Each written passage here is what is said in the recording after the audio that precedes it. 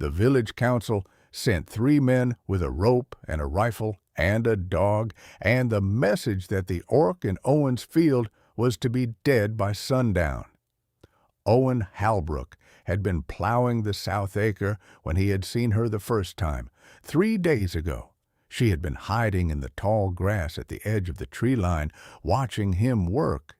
He had seen her because he had stopped to let the horse drink at the creek, and the horse had looked in her direction and pointed its ears, and Owen, who had been reading horses for 30 years, had looked where the horse had looked. She had been very still. She had not run. She had known he had seen her and had simply stayed where she was, as though she had already decided that running would cost more than staying, and she was not going to spend the energy. Owen had been 44 years old and a widower for 2 years and a farmer for all of his life.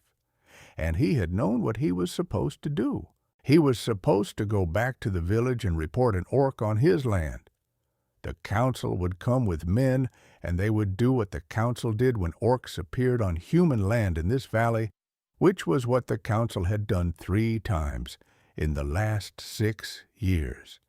But Owen had not gone back to the village. He had walked the horse back to the creek and let it drink its fill, and he had taken his lunch from the saddlebag, and he had sat down on a fallen log 20 feet from where the orc was hiding, and he had eaten his bread and cheese slowly, and when he was finished, he had set the wrapped remainder of the bread on the log, and had gotten up and walked back to his plow and finished his row as though nothing had happened. When he had come back past the log an hour later, the bread was gone.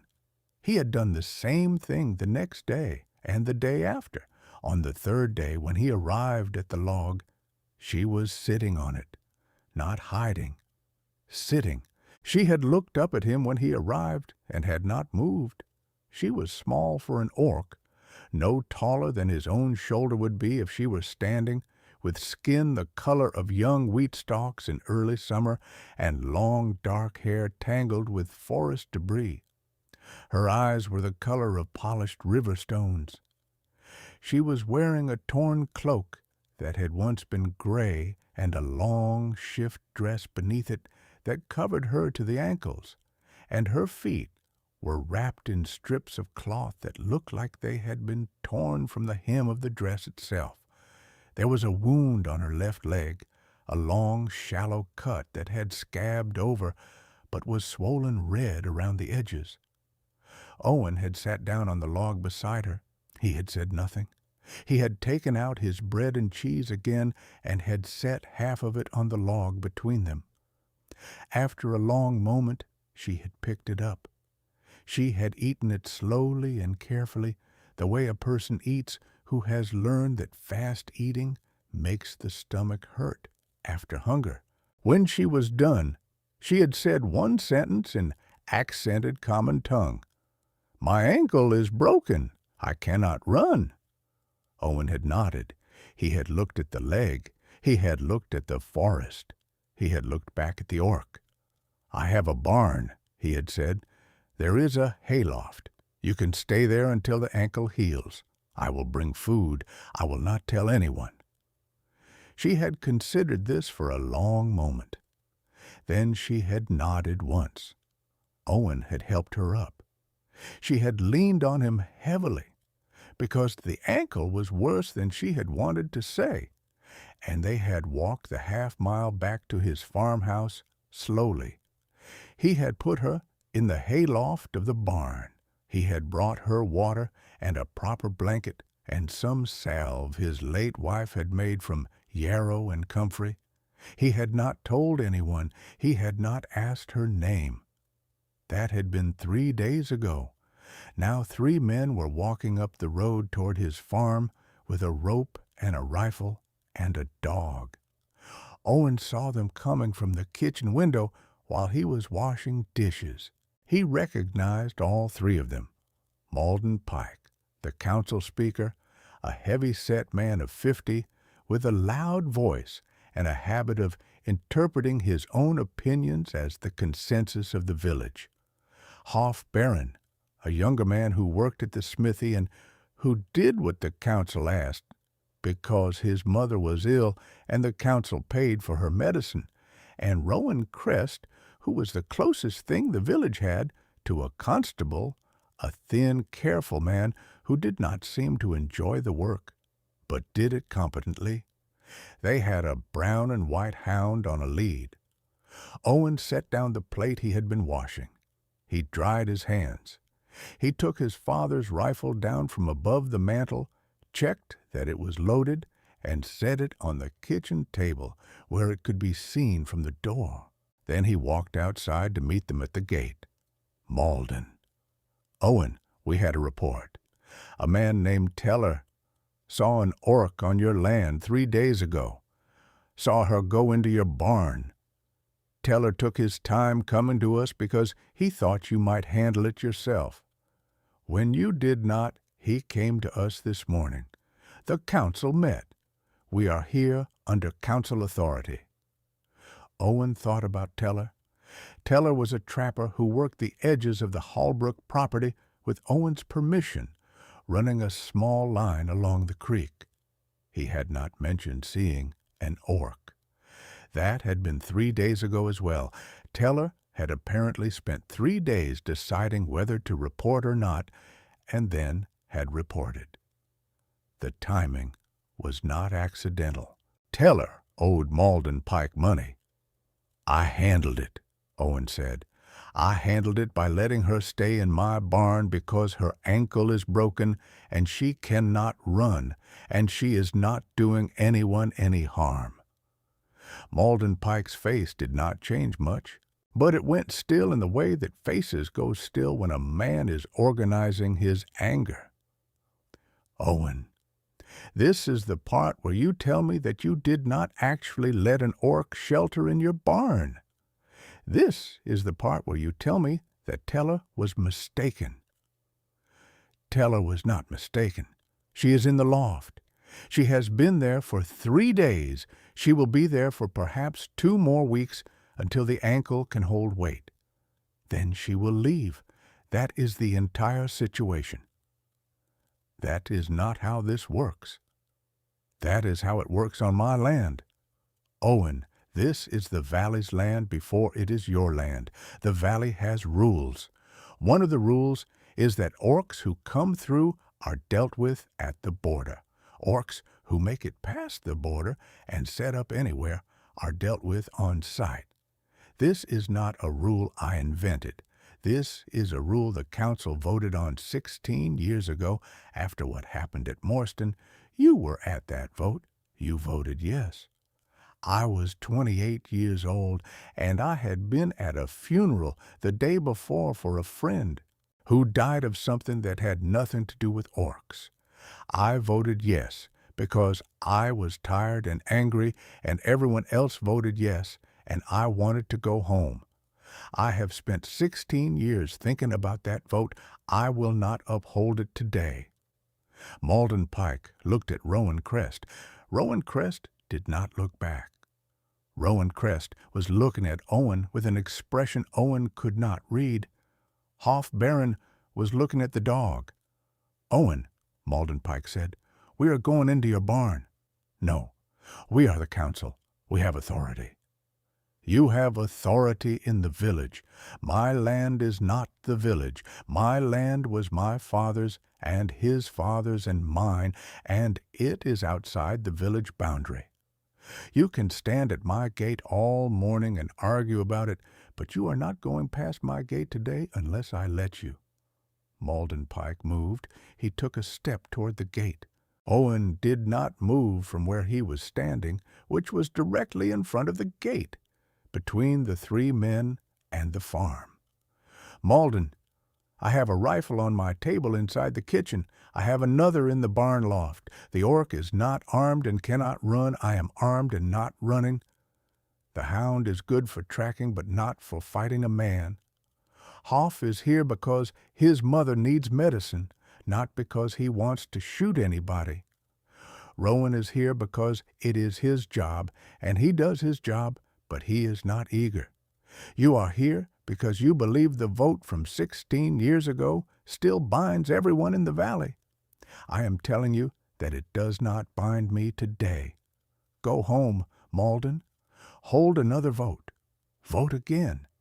If the village votes again and decides that orcs with broken ankles must die on sight, I will deal with that when it happens. But I am not letting you into my barn today. Malden Pike stared at him. The valley was very quiet. Somewhere a crow called once from the line of trees at the edge of the field.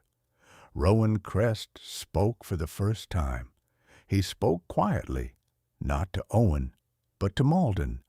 Malden, we should go back. This is not the kind of thing we settle at a gate. If we go to the magistrate at 3 Rivers, we can get a writ. A writ has weight. 3 men at a gate do not. Malden Pike was silent for a long time. Then he turned and walked back up the road without saying another word. Hoff Baron and Rowan Crest followed. The dog looked back twice before it was pulled around the bend. Owen stood at the gate for a long time after they were gone. Then he walked back to the barn and climbed the ladder to the loft. The orc was sitting up against the back wall of the loft with a pitchfork across her lap. She was not going to fight with it. She was going to keep men off the top of the ladder with it. Owen stopped at the edge of the loft and did not come further up. They are gone. They may come back with a writ. I do not think they will before tomorrow. She set the pitchfork down slowly. Why did you not tell them?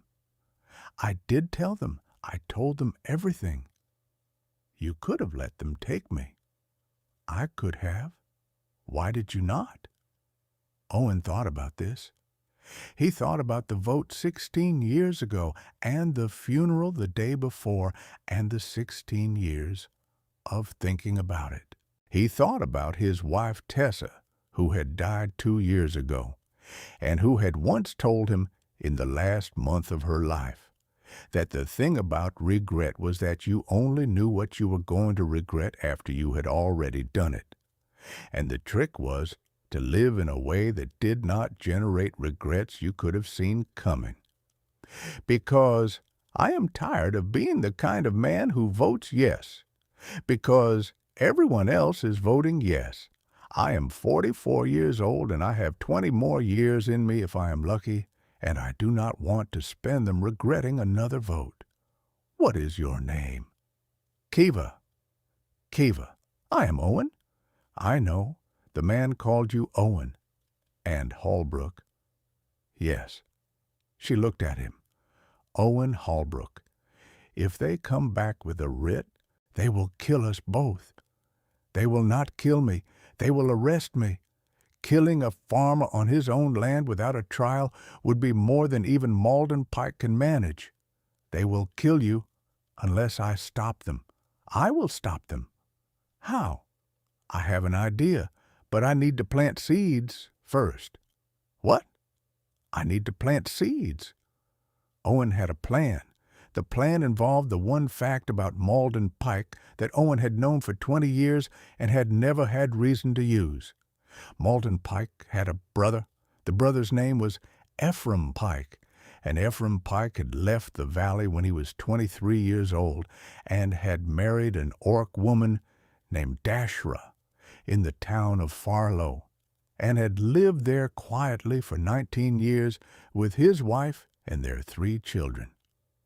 The family in the valley did not speak of Ephraim. Malden in particular did not speak of him. But Ephraim wrote letters to his mother twice a year, and the mother was an old woman named Bertha Pike, who lived alone in a small house at the north end of the village. And Bertha had shown Owen one of the letters 8 years ago when she had been crying in the bakery after reading it, and Owen had been the only person willing to sit down beside her and ask what was wrong. Owen had never told anyone. He had kept the knowledge the way men keep knowledge they do not want to use. He was going to use it now. He spent the afternoon doing the thing he had told Kiva he needed to do, which was planting seeds. Not metaphorically, literally. It was the third week of spring, and the north field needed planting, and he had been putting it off because a man who lives alone does not always plant on time. He spent 4 hours with the seed drill and the plow horse and the 50 pounds of barley seed he had been saving for this week. He worked methodically. When he was finished, the north field was rowed in straight lines of dark dirt with barley seed set 2 inches down. He came back to the farmhouse as the sun was setting. He fed the horse. He sat down at his kitchen table and wrote a letter. The letter was to Bertha Pike. In the letter, Owen wrote that he had always considered Bertha a friend, that he knew about Ephraim and the family in Farlow, that he had told no one and would tell no one, but that he was writing now because an Orc woman with a broken ankle was hiding in his barn, and Malden was coming back tomorrow with a writ to have her killed, and that Owen was asking Bertha one simple favor. Would Bertha write a letter to her son Ephraim tonight and ask Ephraim to come to the village with his wife Dasherah immediately, because Owen believed that Malden needed to see his sister-in-law's face before he signed a writ to kill an Orc woman in a barn. Owen sealed the letter. He walked it to the village before full dark. He slid it under Bertha Pike's door. He walked home. He did not know if she would do what he had asked. He had planted the seed. What it did from there was not his to control. The night after the councilmen left the first time, Owen did not sleep much.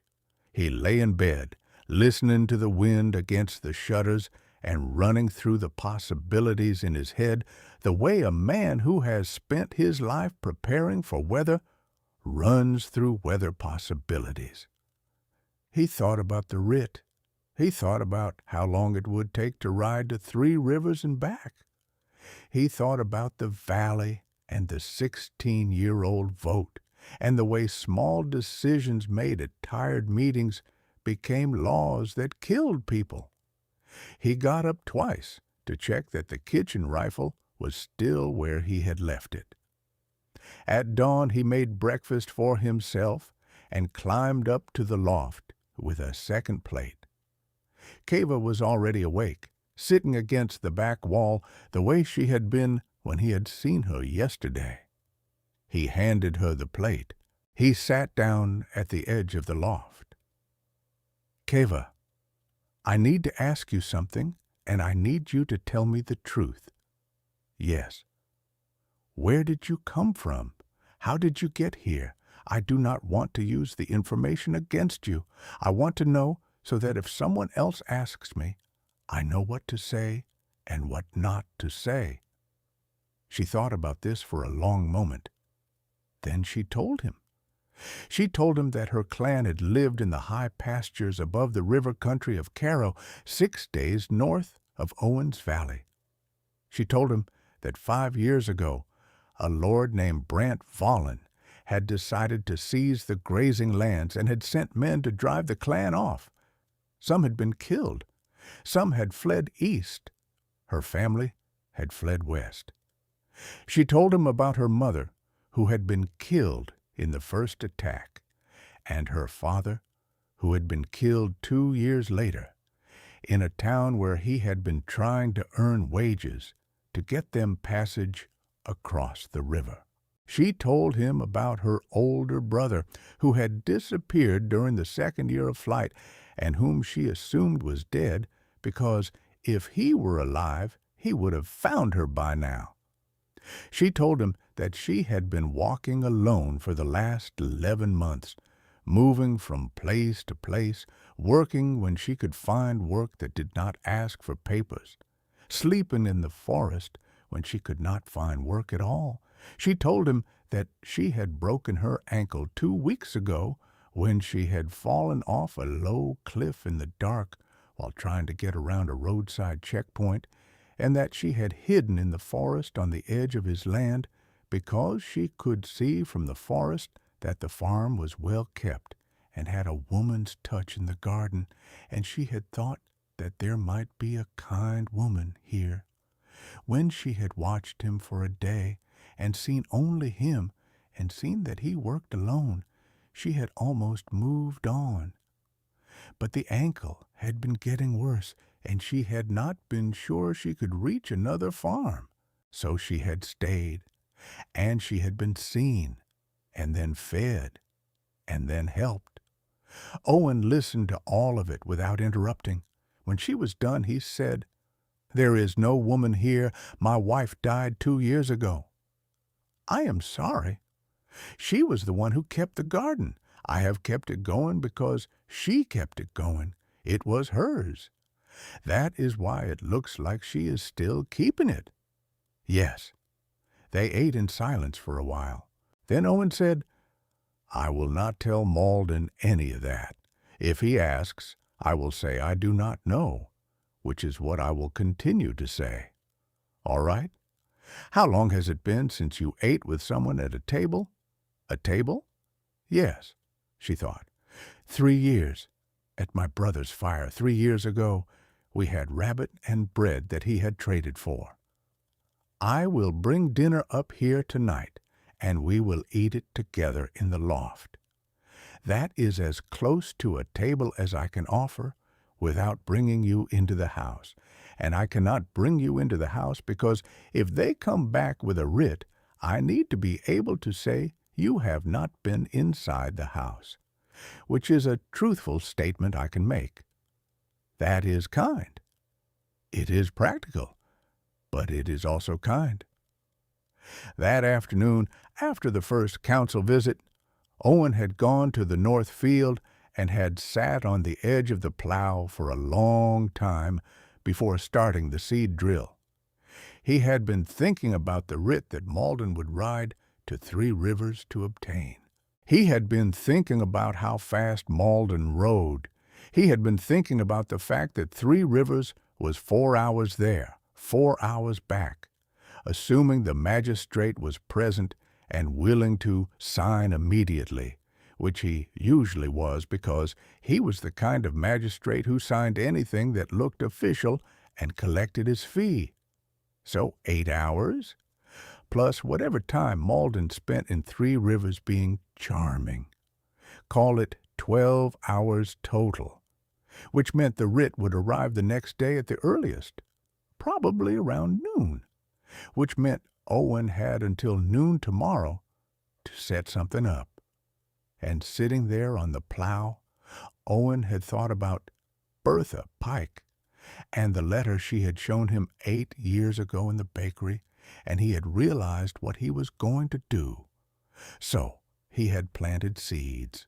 He had planted them because the north field needed planting, and because a man can think better when his hands are moving, and because he had wanted something growing while he wrote the letter he was going to write that night. The barley seeds went into the ground in straight rows, and while he drove the seed drill down the length of the field, he composed the letter in his head, and by the time the field was planted, the letter was ready to be written. It had taken him 3 drafts to get it right.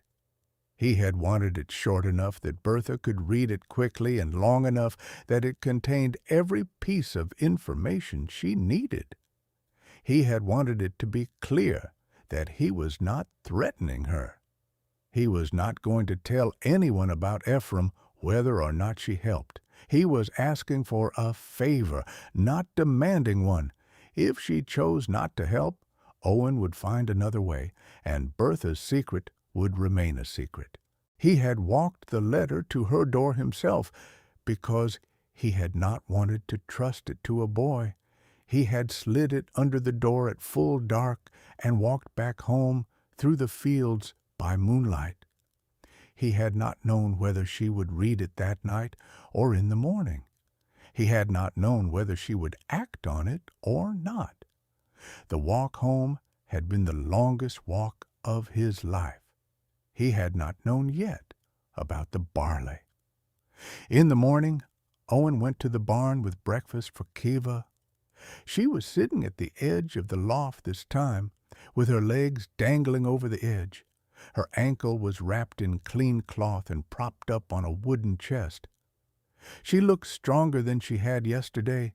He handed up a wrapped bundle of bread and cheese and a small jar of stewed apples. "How is the ankle today?"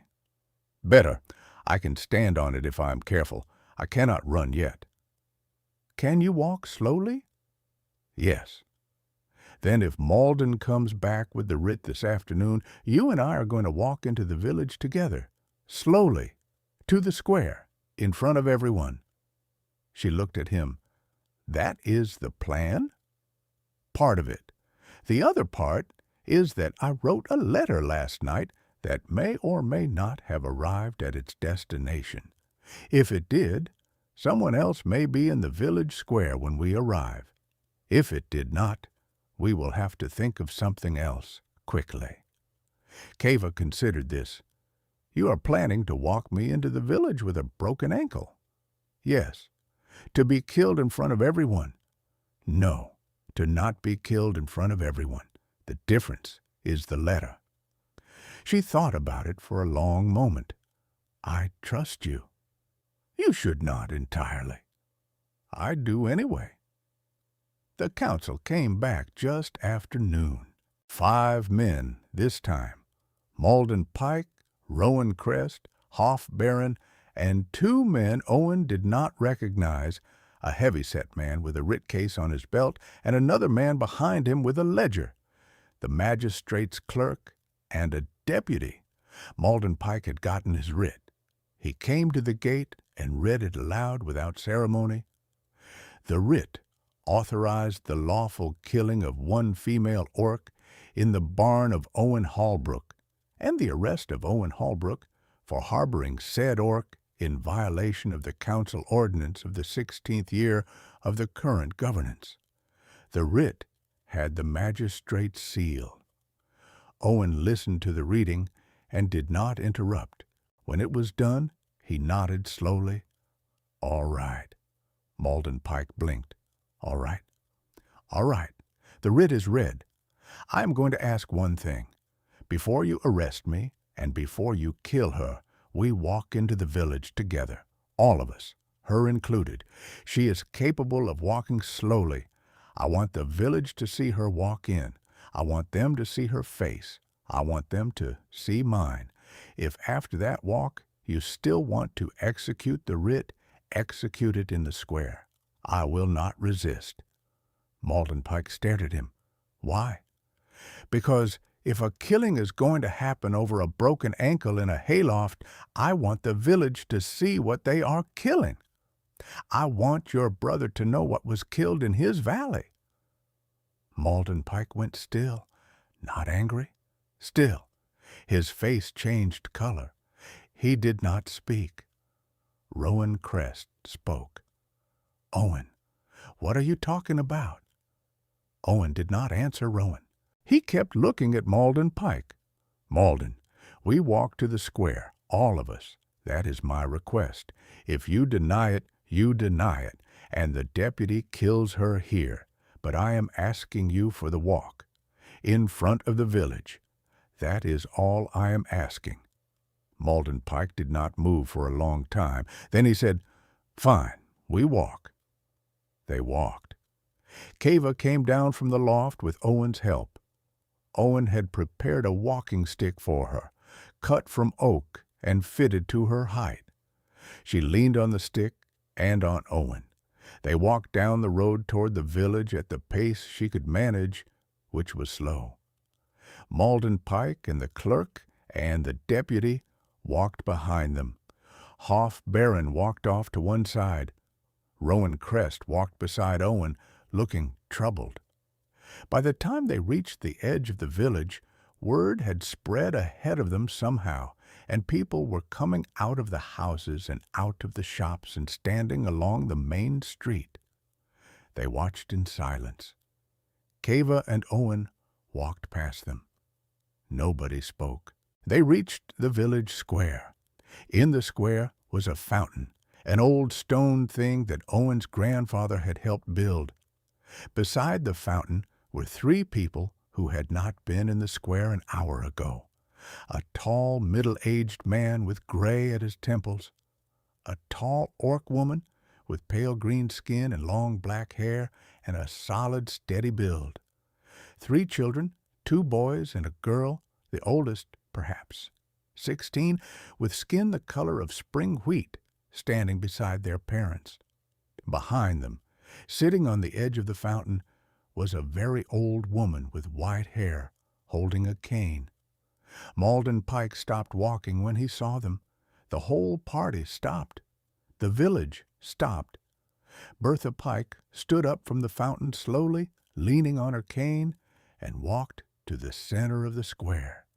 She stopped in front of her son. "Malden," she said. Her voice was small, but it carried. "Your brother and his family are here. They have come because Owen Halbrook wrote me a letter last night. He asked me to call for them. I called for them. They rode through the night to arrive. I am here in the square for the first time in 3 years because my sons are both in it, and I want to see them both." Malden Pike did not speak. Bertha continued, "I have a question for you, Malden. I am your mother. I want you to answer it honestly in front of the village. Do you know the name of your sister-in-law?" Silence. "Her name is Dashra. She is standing beside you. Do you want to speak to her, Malden? Or do you want to look at the woman in the barn loft, whose name is Keva, who you came to kill today, and explain to the village why her life is worth less than your sister-in-law's? Because they are the same life, Malden. They are exactly the same life. I am an old woman, and I want to hear what you have to say." Malden Pike did not say anything. He looked at his brother. He looked at his sister-in-law. He looked at the three children. He looked at Keva. He looked at the writ in his hand. He looked at the deputy, who was looking at the ground. He looked at his mother. He looked at the square, at the village, at his whole life arranged in front of him, in the people standing in a half-circle around a fountain. He folded the writ in half. He handed it to Rowan Crest. "Take it to the magistrate. Tell him the council rescinds the request. The writ is void." Rowan Crest took the writ. The deputy and the clerk did not move for a moment. Then the deputy shrugged and turned away. Keva stood with her walking stick and Owen's arm, and she did not speak because there was nothing to say, and everyone in the square understood that there was nothing to say. Ephraim Pike walked over and put one arm around his mother's shoulders. Dashra walked to Keva and put one green hand on Keva's shoulder. Keva, who had been silent the whole walk, leaned her head against Dashra's shoulder for one moment and then straightened and nodded once. Owen walked to Malden. Malden did not look at him.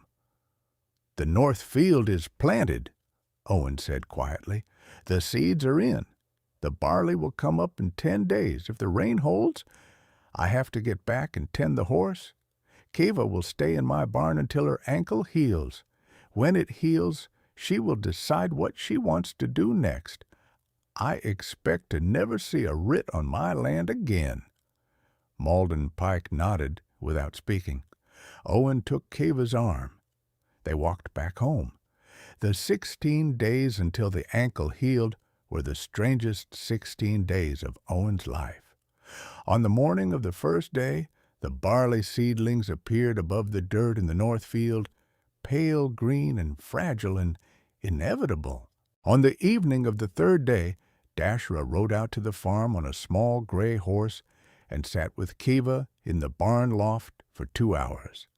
And when she left, she touched Owen's shoulder without speaking. On the 7th day, Bertha Pike sent a note to Owen through a neighbor boy. The note said, 4 words. Thank you. I am tired. It was the last note anyone received from Bertha Pike. She died in her sleep on the 11th day. On the 12th day, Keva came down from the loft for the first time. Her ankle was healed enough to hold her weight with the stick. She walked with Owen out to the north field. The barley was 4 inches tall and moving in the wind, and the whole field was pale green in the late afternoon sun. And Keva stood at the edge of the field and looked at it for a long time. "You said you needed to plant seeds," she said. "I said that." "You meant both kinds." "I meant both kinds." On the 16th day, Keva could walk without the stick. She told Owen that Dashra had offered her a place with Ephraim's family in Farlow. Owen had expected this. It was the right offer. It was the offer Keva should take. Keva did not take it immediately. She stayed 3 more weeks. She helped him plant the south field. She helped him build a new gate on the north side of the barn. She told him stories about her clan, which was called the Greenway clan, and which had been scattered by a Lord's campaign 5 years ago, and which Keva still dreamed about sometimes. On the final day, she came down to breakfast with a small bundle tied with twine. "I am going to Farlow today. Ephraim is coming with the cart." "I know. He told me yesterday. Thank you for everything." "You do not need to thank me. You fixed the south gate." "I fixed the south gate." "You helped with the barley." "I helped with the barley." She looked at him. "Owen Holbrook, will you come to Farlow sometimes?" "I will." "Good." She walked to the door. She turned back. "You said you were tired of being the kind of man who votes yes because everyone else is voting yes." "I said that." "What kind of man are you now?" Owen thought about it. "A man who plants barley." She smiled. It was the first time he had seen her smile. Then she walked out to meet the cart. On the night of the last harvest day, the 3 of them sat at Thomas's kitchen table and ate a dinner Ishra had cooked from fresh beans and onions and a piece of cured pork from a pig Thomas had traded 2 sacks of corn for. Oric had brought out a small bottle of a spirit the Orcs distilled from high-pasture herbs, which Ishra said was called kesva, and which Thomas drank 1 cup of, and immediately understood why the Orcs of the western clans were said to be difficult to drink with by any human who had tried. They talked at dinner, which they had not done much before that night.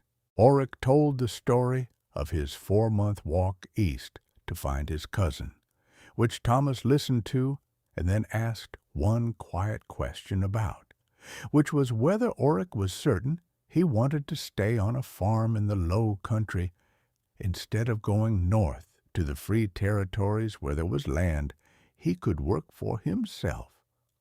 Oric looked at him and said, "I have walked far enough." Ishra told the story of the loom in the attic and the small piece of linen cloth she had woven in the 3rd week, which had now been joined by several larger pieces and which she was planning to take to the village market in the spring. Thomas told the story of his father, who had planted the south field the first time in the year Thomas was born, and who had taught him the spacing of the rows, but had not taught him about the sun on the 3rd row, because his father had not known either, and it was nobody's fault that certain pieces of knowledge waited 60 years in the trees of the western clans until the right person walked out of them on the right spring morning. The paper from the magistrate was still in the kitchen drawer on the night of the harvest dinner, and on the morning after, and on the first day of the following spring, when Thomas and Ishra and Oric walked back out to the south field with 3 bags of seed to plant the next season's corn. Thomas kept the paper because he wanted to remember what had almost happened because forgetting would make him careless the next time a paper like it came through the gate. Ishra had understood the first time he told her. She had not asked him about it again. The lesson was not in the counsel or the writ or the walk down the road. It was in the seeds in the north field, planted on the afternoon when Owen had decided that he needed something growing while the rest of the day happened. It was in the letter, written the night before, slid under a door without certainty, trusting only that an old woman who had shown him a letter 8 years ago might remember a small kindness and return it. It was in the pitchfork across a lap in a hayloft, which was never used, but which was there, because sometimes the promise of fighting is enough when it sits beside the decision not to run. Sometimes the hardest and most important work a man can do is refuse to cast the same vote twice. The first vote is easy because you did not know what you were voting for. The second vote is harder because you do. The second vote is the one that tells you who you have been becoming while you were not paying attention. And sometimes, when the second vote is cast, other people in the room also have to decide whether they will cast it with you, and the valley changes, not all at once, but in the small way a field of barley changes between the planting and the first green shoots, which is the whole difference in the world. Did you enjoy the story? Subscribe to the channel to watch more stories like this one. Leave a like.